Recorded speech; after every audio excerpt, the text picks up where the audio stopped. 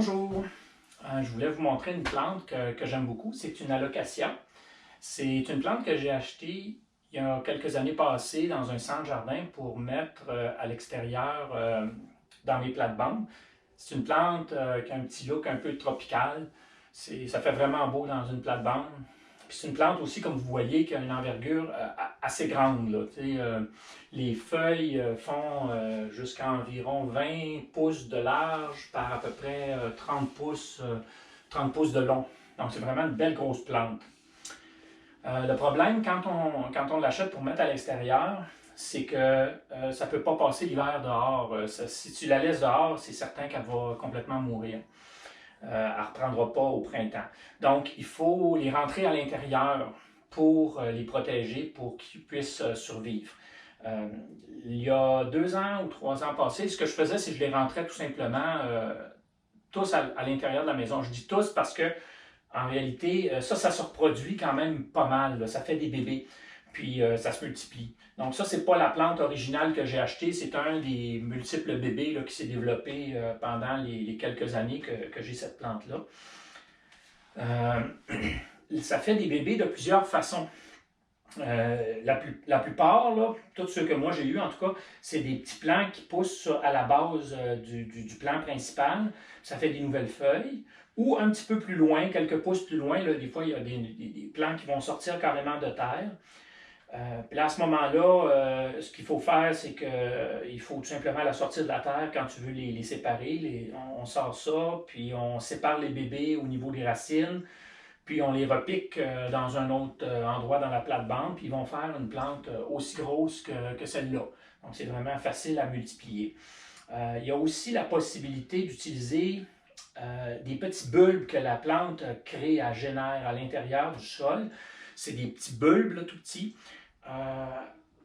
Tu les prends, puis tu peux les faire germer, puis ça va développer des plants, des nouveaux plants. J'en ai 2 que j'ai essayé dernièrement. Ça fait déjà une semaine ou 2 qui sont dans l'eau, dans un substrat, j'essaie de les faire germer. Je ne sais pas si je vais réussir. Il paraît que ça peut prendre une couple de mois avant que ça fasse des racines, puis que ça fasse vraiment un plant. C'est assez long. Puis l'autre façon, c'est à partir du bulbe principal, parce que dans le sol, il y a une grosse carotte, ou je dirais un bulbe principal, là, ça ressemble à une grosse carotte assez longue.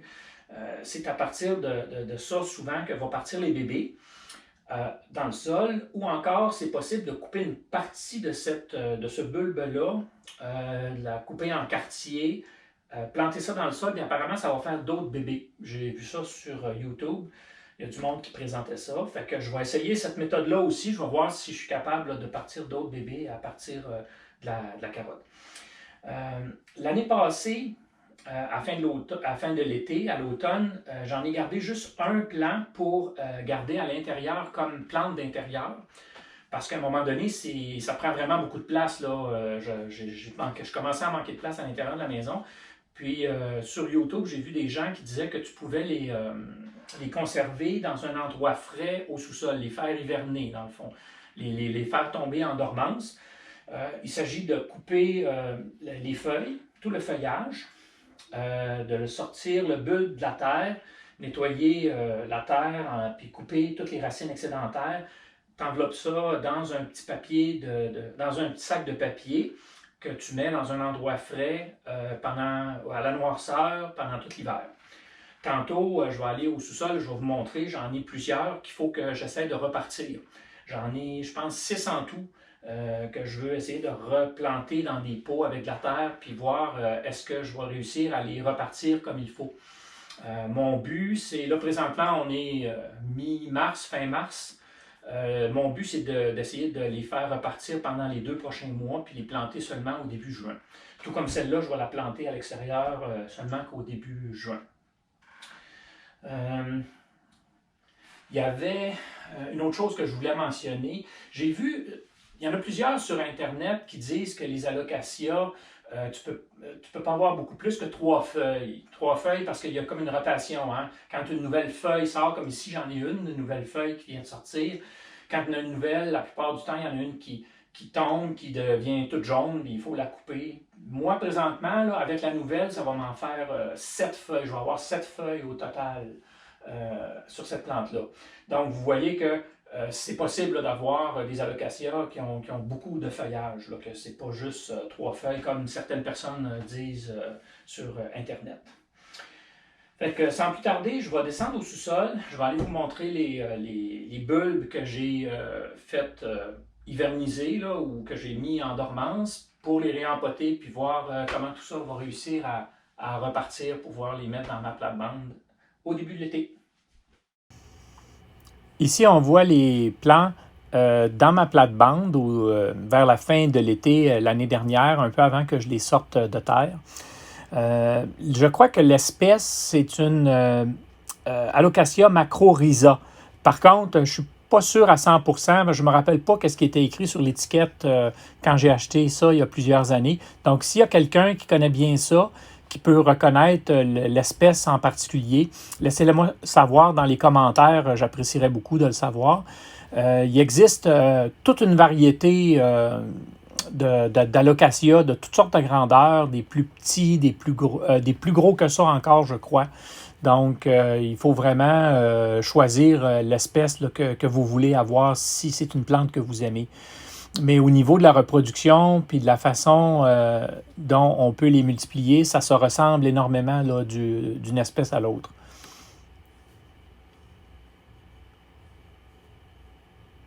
Une chose aussi qui est très importante à mentionner, c'est que c'est une plante qui est toxique pour les animaux. Donc, si vous avez des chats, des chiens ou d'autres animaux domestiques, c'est vraiment pas recommandé de garder ça dans la maison, à moins que vous le mettiez cette plante-là dans une pièce là, où les animaux n'ont pas accès. Donc, il faut faire attention. Puis aussi, il y a certaines personnes qui ont la peau sensible, puis c'est pas recommandé non plus pour les personnes qui ont la peau sensible parce qu'il peut y avoir des irritations. Mais vous pouvez quand même porter des gants là, pour manipuler la plante, puis quand même l'avoir, sauf que c'est quelque chose qu'il faut être au courant, puis faire attention là, les premières fois que vous touchez à cette plante-là. Moi, dans mon cas, j'ai aucun problème. Là, je peux lui toucher, puis ça ne me cause aucun problème. D'après mon expérience, cette plante-là semble mieux se comporter à la mi-ombre. Les feuilles restent plus vertes. Ça semble plus influencé par le soleil. Quand il est en plein soleil, comme cette photo-là présentement, on voit que les feuilles sont un petit peu plus pâles, un petit peu plus vert pâle, puis elle a un petit peu moins bien profité là, pendant l'été. Puis la plante avec les feuillages rouges qu'on voit à droite, ce sont mes cannas. Il paraît aussi que ces plantes-là peuvent faire des fleurs et des fruits. Des photos que j'ai prises sur Internet là, montrent un peu à quoi ça ressemble. Il paraît que c'est une plante qui vient d'Australie dans les zones plus chaudes. Là. Le fruit fait des graines en fin de compte, puis apparemment, ces graines-là, il y a moyen de les planter pour faire d'autres fruits. Mais je pense pas qu'au Québec, on puisse se rendre à cette étape-là parce qu'il ne fait pas assez chaud ici. Là. Si jamais quelqu'un est au courant que c'est possible, laissez-le moi savoir dans les commentaires. Ici, on voit les bulbes juste après que je les ai sortis de terre. Ça, c'est le premier jet, là, la première fois que j'ai coupé les feuilles. Par la suite, j'ai nettoyé un petit peu plus, puis je les ai coupés un petit peu plus courts pour qu'ils puissent entrer dans les sacs de papier que j'avais. Donc, c'est la photo qu'on va voir. Donc, on voit ici, ils sont beaucoup plus nettoyés, puis un petit peu plus courts. Puis, c'est ceux-là que j'ai mis dans les sacs pour passer l'hiver.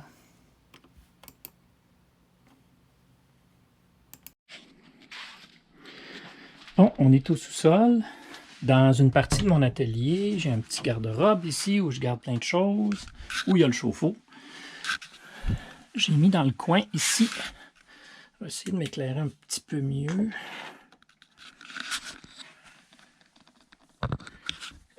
Des sacs de papier, comme ça ici,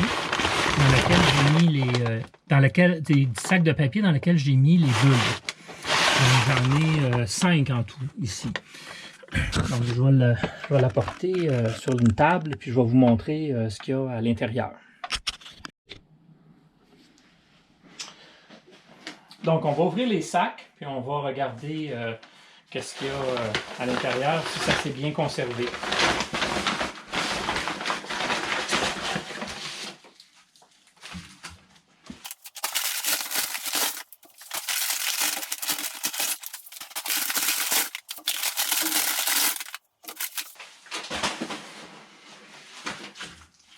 Donc, on peut voir ici que j'ai 5 bulbes qui sont différents. Il y en a des plus petits, il y en a des plus gros. Premièrement, ils se sont vraiment bien conservés. Ils sont durs. La couleur ici est vraiment vert foncé. Vraiment, là, ça s'est très bien conservé. Donc, j'ai bon espoir que ça reparte vraiment bien. Dans tous les cas, on voit que où j'ai coupé la plante, ça l'a séché en partie, mais c'est pas pourri du tout. Donc, d'après moi, quand je vais les mettre en terre, ça devrait repartir là, assez bien.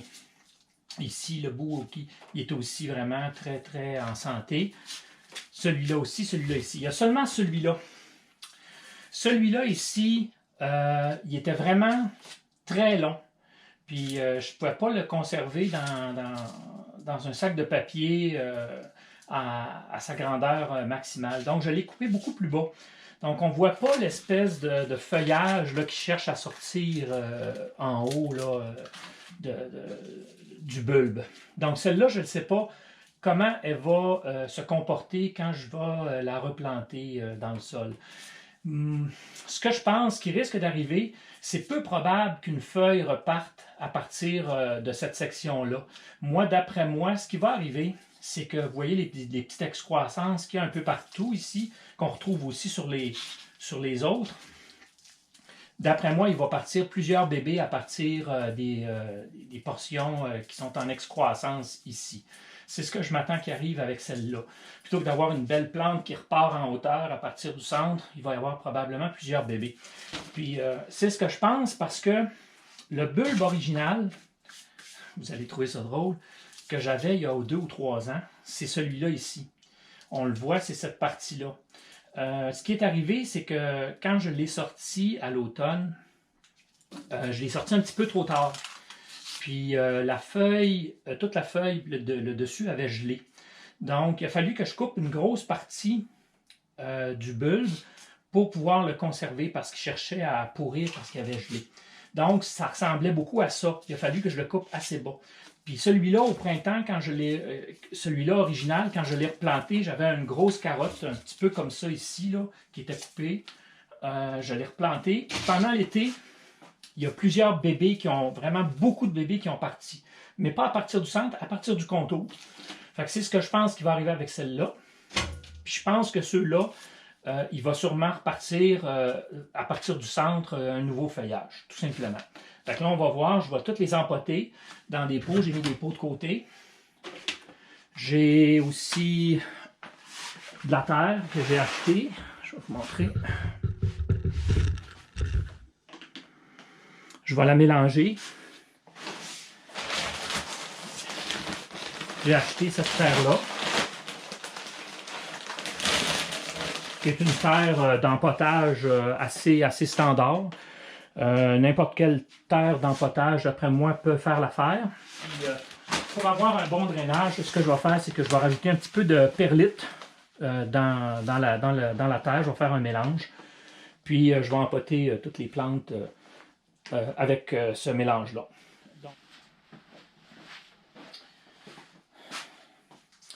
Donc, j'ai préparé mes plats ici avec un peu de terre, un petit peu de terre dans le fond de chacun de mes pots. Là, maintenant, j'enlève un surplus, sans trop exagérer, j'enlève un surplus là, de feuilles mortes, celles qui ont fané pendant l'hiver, pendant l'hibernation. C'est assez facile à enlever, mais il ne faut pas trop aller loin. Juste enlever l'excédent là, sans trop forcer.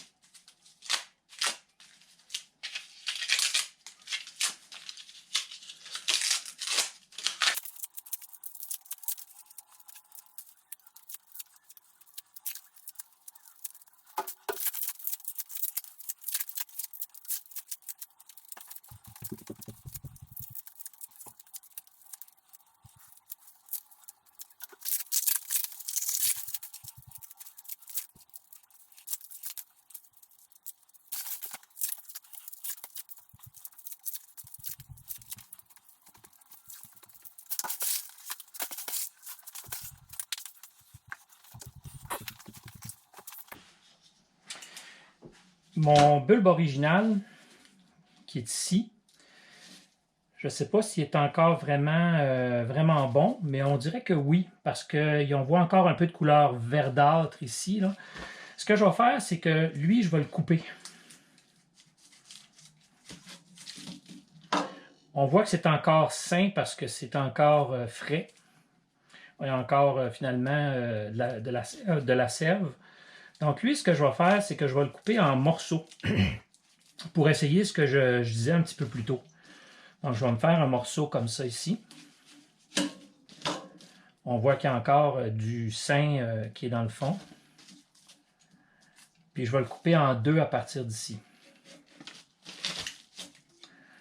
Donc ça va me faire 3 parties de bulbe que je vais mettre en terre dans des petits pots. Je vais toutes les mettre séparées, puis je vais voir à ce moment-là si ça a la possibilité de démarrer un nouveau plant, ce qui est supposé être le cas.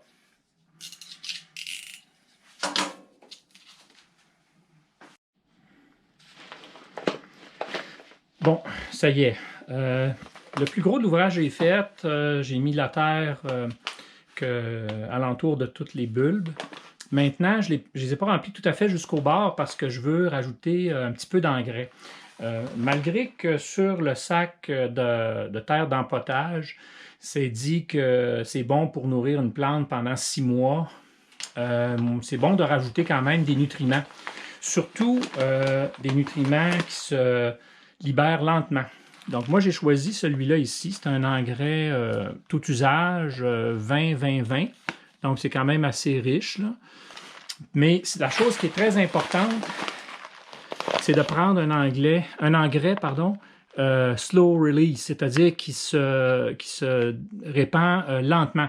Donc, c'est pas dangereux. On va en mettre une certaine quantité, mais même si j'en mettais beaucoup, ce serait pas dangereux pour la plante parce que ça se libère très lentement.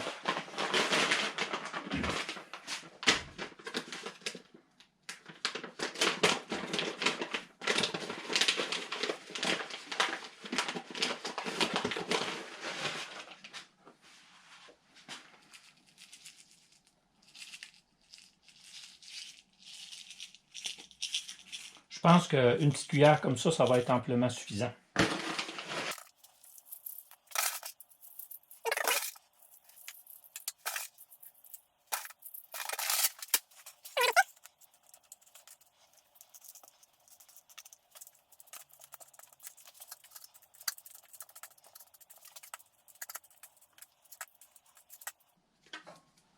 Puis on finit avec un petit peu de terre jusqu'au bord.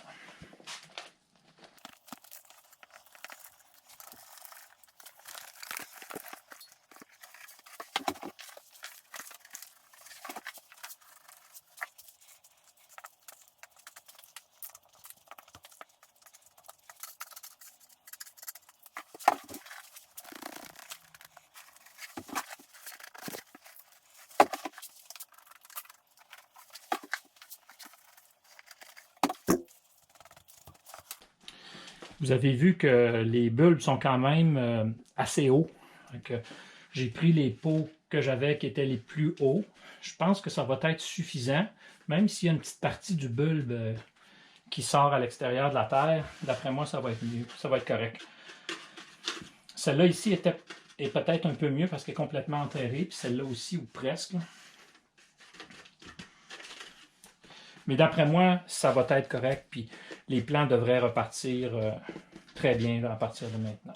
Donc, je vais les monter en haut, les mettre devant la porte patio, les arroser.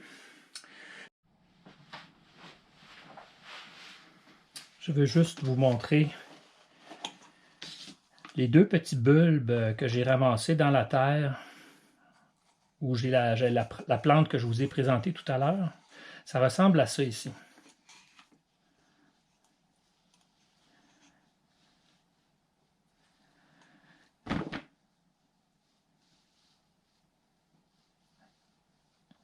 Là, c'est comme une racine. C'est une racine qui sort de la terre puis qui s'en va sur le côté. Puis au bout de la racine se développe ce petit bulbe-là. Là, présentement, ça fait déjà plus qu'une semaine qu'il est dans l'eau. Puis je vois pas vraiment aucune racine qui semble vouloir se former. Mais il paraît que c'est long. Il paraît que ça prend vraiment beaucoup de temps. Donc je vais être patient. Je vais les laisser dans la perlite, comme ça. Puis je vais continuer à maintenir un niveau d'eau et d'humidité à l'intérieur de ça. Puis je vais voir si ça va finir par faire des plants comme c'est supposé. Finalement, pour mes 3 petits bulbes ici, là, le bulbe que j'ai coupé en 3 parties, je les ai mis chacun dans un petit pot. Puis j'ai mis un petit fond de terre. J'ai mis le bulbe par-dessus. Je rajoute un peu de terre par-dessus. Puis on va les arroser. On va voir qu'est-ce que ça va donner éventuellement. Fait que si tout va bien, d'ici 2 mois, je devrais avoir des nouvelles. Je devrais savoir si ça peut vraiment pousser à partir de ces bulbes-là. Mais ça devrait. Je ne vois pas de raison pourquoi ça ne fonctionnerait pas.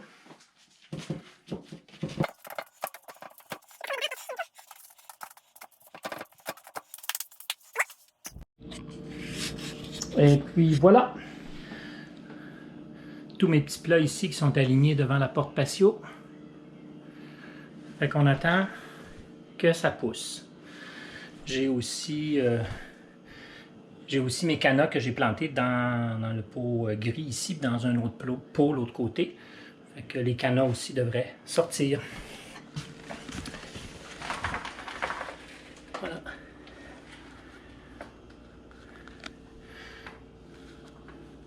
Je vous en donne des nouvelles dans quelques semaines.